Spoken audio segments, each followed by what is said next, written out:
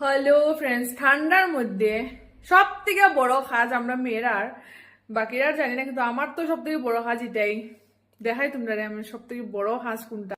তো এইলো বাসন মাজা, এর থেকে বড় মানে কাজ মানে আমার লগে না, মানে স্পেশালি রাত্রেবেলাটা বেশি কষ্ট। দিনের বেলা তো আচ্ছা ঠিক আছে, আর সকালবেলা তো লাগে না, আমি রাত্রেবেলা সময় যে রাখি দিই।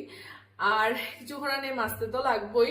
আর যখন আমি নতুন নতুন বিয়া করে আসলাম তখন ঋষভের বাবাই আমার মানে গ্লাস এনে দিছিল বাসন মাজার লাগে আর কি, নেট থেকে অর্ডার করে এনে দিছিল, কিন্তু হাতই না নি।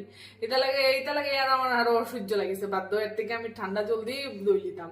কারণ আর আমি হিমাচল আইছি 5 বছর হয়ে গেছে। আর নতুন যখন আইছিলাম তখন কথা, আমি যেহেতু গরম জায়গার মানুষ, হঠাৎ করে এসি ঠান্ডা জায়গা, যদি অসুস্থ হয়ে যায় হেলগা এনে দিছিল। আর কিন্তু এটা দিয়ে আমি একদিন মানে ট্রাই করছিলাম, কিন্তু আমার একদম ভালো লাগছে না। পরে আমি তো বন্ধ করে দিছি, আমি হাত দিয়ে করছি।